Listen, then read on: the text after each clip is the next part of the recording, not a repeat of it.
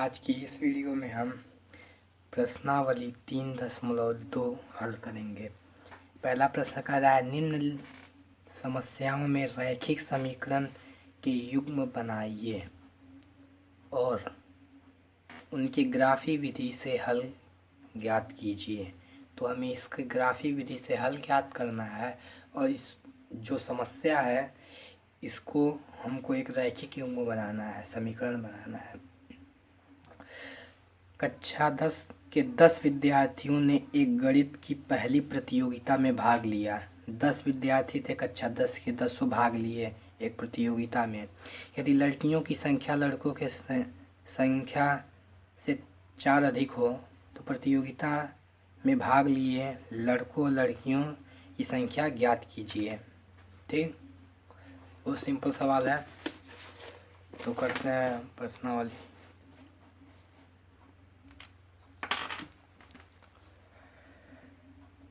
प्रश्नावली 3.2 प्रश्न में क्या बोला है? प्रथम प्रश्न में बोल रहा है कक्षा 10 में 10 विद्यार्थी हैं। तो लिखेंगे हम माना कक्षा में लड़कों की संख्या x तथा लड़कियों की संख्या y है। ठीक, तो प्रथम स्थिति अनुसार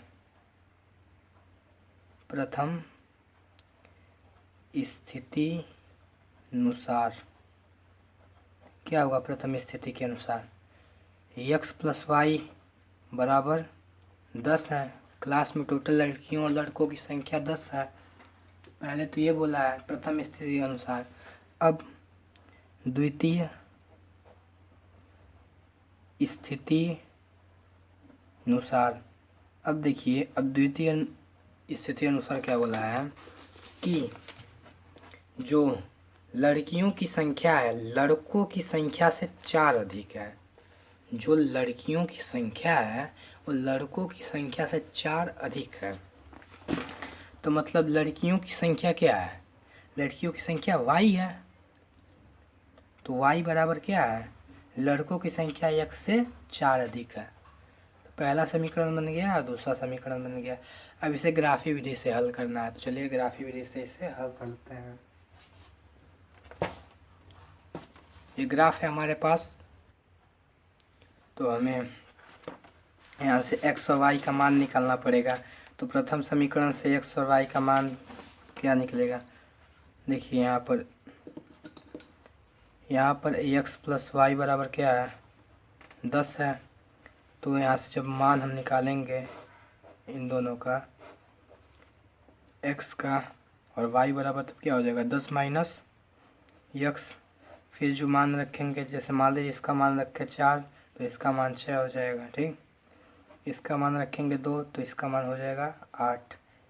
ठीक, इसका मान रखेंगे यदि 3 तो इसका मान हो जाएगा कितना?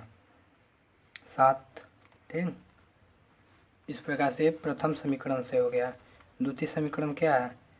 जो y बराबर है x से 4 अधिक है। तो द्वितीय समीकरण से क्या बनेगा मेरा? जो x रहेगा, x का मान रखेंगे y का मान अपने आप आता जाएगा। तो यहाँ x को x ही रहेगा और y बराबर क्या हो जाएगा? y बराबर x ही रहेगा। फिर y बराबर x प्लस 4 है। ठीक, तो अब यहाँ से मान रखते हैं। अब जब x बराबर हम रखेंगे 3 तो y बराबर 7, x बराबर 2 तो y बराबर 6, x बराबर 3 तो रख चुके हैं, x बराबर 4 तो y बराबर 8। ये हो गया। अब इसे हम इस पर ड्रॉ करेंगे। तो उसके लिए हमें स्केल की ज़रूरत होगी।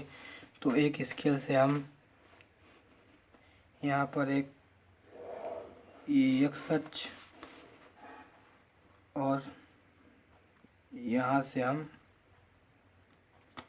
ये वाई एच ड्रॉ करेंगे। ठीक, ये हो गया एक्स एच और ये वाई एच। ठीक, ये एक्स एच हो गया, सॉरी वाई एच हो गया ये, और ये एक्स एच हो गया। अब यहाँ ये 0 होगा, 1 होगा, 2 3 4 5 6 7 8 9, 1 2 3 4 5 6 7 8 9 10। ठीक, पहले प्रथम स्थिति अनुसार क्या है, 4 यक्स पे कितना है, यहाँ देखिए ये यक्स बराबर 4 है तो वाई 6 है, तो यहाँ पर यक्स यहाँ पर यहाँ पर 4, यहाँ से 4 चढ़ेगा यक्स से, और यहाँ पर कहाँ तक चढ़ेगा, 6 तक चढ़ेगा, तो यहाँ 4 और 6 हो गया, फिर 2 और 8, फिर 2 और यहाँ तक 8 चढ़ेगा, फिर 2 और 8 प्रथम समीकरण से, फिर प्रथम समीकरण से क्या 3 और 7, तो यहाँ से 3 चढ़ेगा। ठीक, और फिर यहाँ पर ये 3 चढ़ा, ये यहाँ पर 3 और 7 ये हो गया। अब द्वितीय समीकरण से क्या बोल रहा है, 3 और 7 फिर चढ़ेगा, 3 और 7 इसी बिंदु पर आएगा, फिर 2 और 6, 2 और 6 मतलब यहाँ पर 2 और 6। ठीक, फिर 4 और 8, 4 यहाँ से चढ़ेगा, यहाँ तक जाएगा, यहाँ तक 4 और 8 यहाँ पर 4 और 8। फिर हम जहाँ पर इसको रेखा को मिलाएंगे ऐसे, इन तीनों को एक सीधी रेखा मिलाएंगे ये, और फिर यहाँ से ये मिला दिए। ठीक, तो फिर ये जहाँ पर काटेगा तो वही एक्स और वाई का मान होगा, तो यहाँ से एक्स चढ़ेंगे तो यहाँ पर हो जाएगा 3.5 और ये 7.5, मतलब कि लगभग 4 और 8 होगा। ठीक, तो यहाँ पर ये 7.5 तक जा रहा है, यहाँ काट रहा है तो यहाँ काट रहा है, इसका मतलब ये हम 7 लेंगे। ठीक, ये 7 लेंगे, और ये यहाँ पर एक्स कहाँ काट रहा है, यहाँ पर, तो ये कट रहा है यहाँ पर, तो ये इसको 3 ले लेंगे, मतलब 3 और 7, तो y बराबर कितना हो गया, y बराबर ये चढ़ा हमने यहाँ तक, यहाँ काट रहा है तो 7 और यहाँ x 3, तो मान निर्देशांक क्या था मेरा, एक्स वाई का निर्देशांक यहाँ पे क्या था, देखिए y बराबर 7 था और x बराबर 3, तो एक्स वाई का निर्देशांक क्या था, 3 और 7 था। ठीक, तो यहाँ जो ये 3 था, तो x का जो मतलब कि लड़कों का हम जो माने थे, लड़कों की जो संख्या थी हमने 3 मानी थी उस प्रतियोगिता में, और लड़कियों की संख्या 7 होगी। तो इस प्रकार ग्राफिक विधि से हमारा ये हल हो गया। अब इसी प्रकार same to same question number 2 है, समीकरण बन जाएगा तो इसी प्रकार हल करेंगे। चलिए सर 2 को करते हैं, क्वेश्चन नंबर 2 को हल, ग्राफ को साइड में करते हैं। क्वेश्चन नंबर 2 क्या बोल रहा है,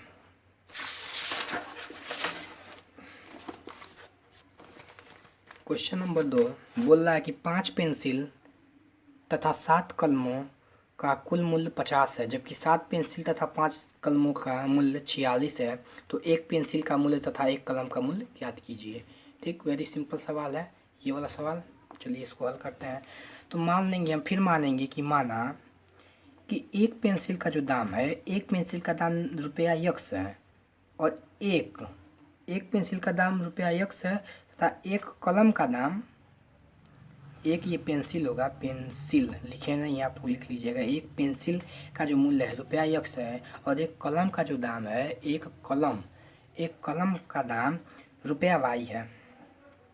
ठीक, अब प्रश्नानुसार क्या बोल रहा है, कह रहा है कि 5 पेंसिल और 7 कलम का कुल मूल्य 50 है। ठीक, तो 5 पेंसिल माने 5x प्लस 7 कलम 5y बराबर 50 है।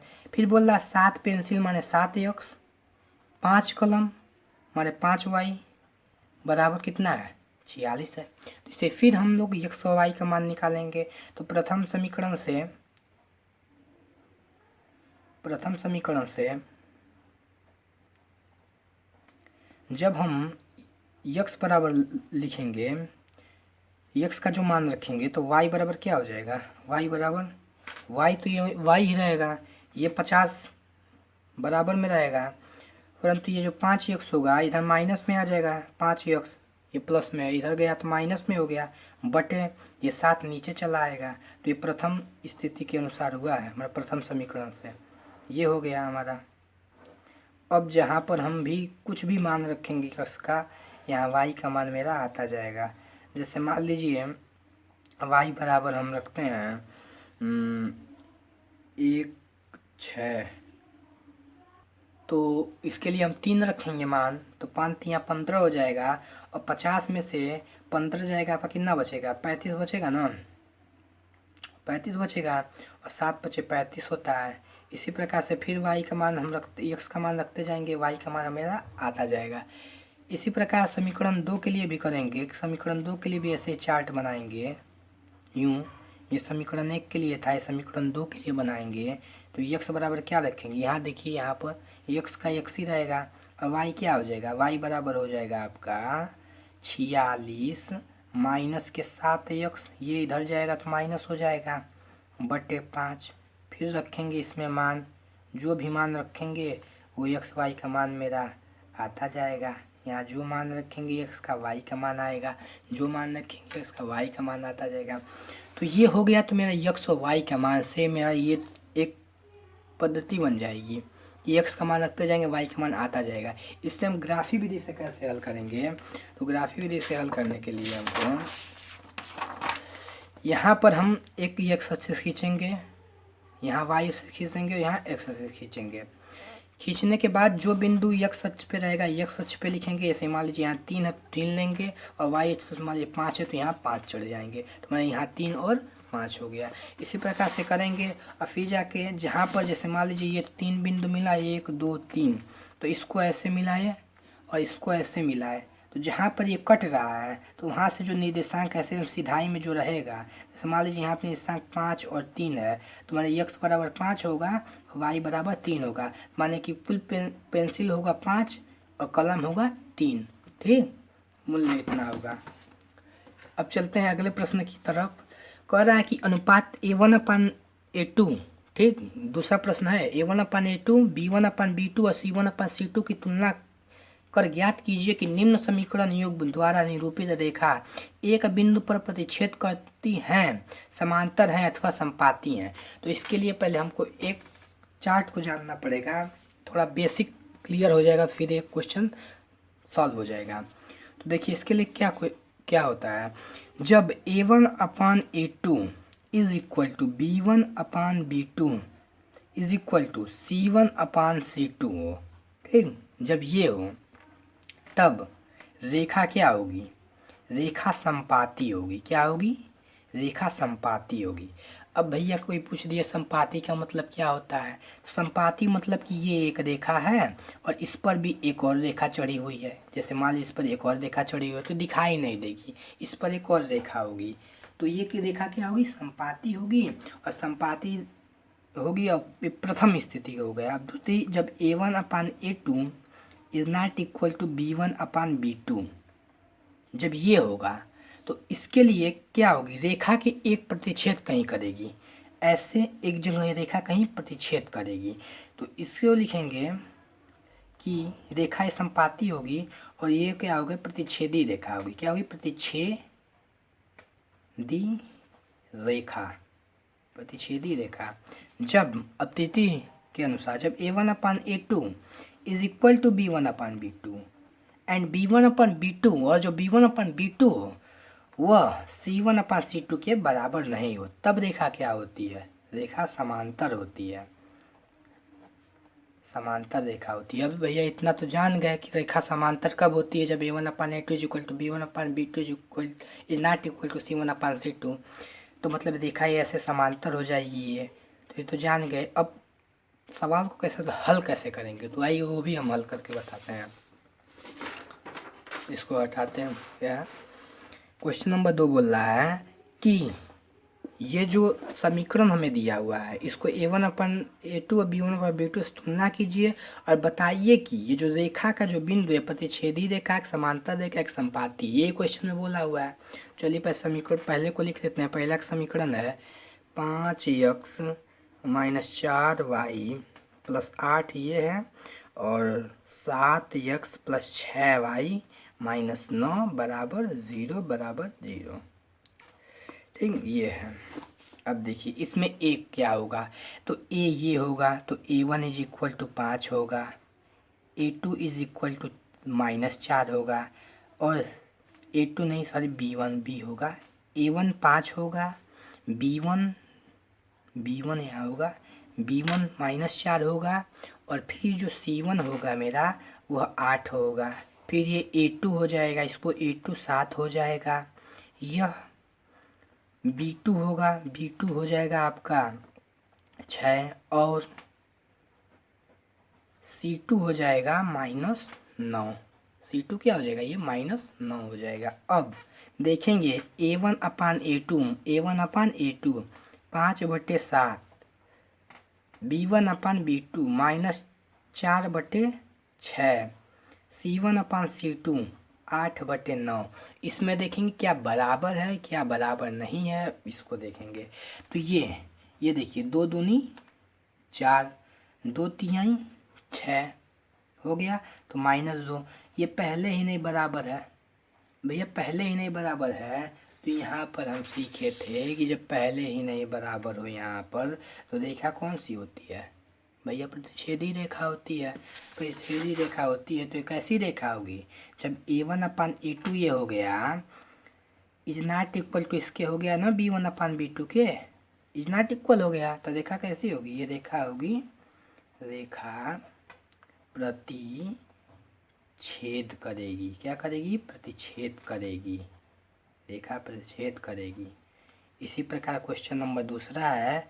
दूसरा कह रहा है कि 9x + 3y + 12 = 0, 18x + 6y + 24 = 0। अब ये देखिए इसमें भी इसी तरह बनाएंगे, तो A1 = 9 होगा, B1 = 3 होगा, C1 = 12 होगा, फिर A2 = 18 होगा, B2 = 6 होगा, और C2 = 24 होगा। फिर इसमें देखेंगे A1/A2 करके, तो 9/18, फिर 3/6 और 12/24। 9 के 9, 9 दूनी 18, 3 के 3, 3 दूनी 6, 12 के 12, 12 दूनी 24, सब बराबर है। 1/2 बराबर 1/2 बराबर 1/2, मतलब A1/A2 = B1/B2 = C1/C2, सब बराबर हैं। तो क्या हो जाएगा, रेखा क्या होगी, संपाती होगी। रेखा संपाती होगी, तो बस यही पूछा था सर क्या होगी रेखा, रेखा कैसी होगी, यहाँ समझाए थे आपको। जब ये सब बराबर हो जाए तो रेखा कैसी होगी, रेखा संपाती होगी। अब तीसरा सवाल क्या है, तीसरा सवाल 6x - 3y + 10 और 2x - y + 9 = 0। अब इसमें भी करेंगे उसी तरह कि A1 = 6, B1 = -3, C1 = 10, A2 = 2, B2 = -4, C2 = 9।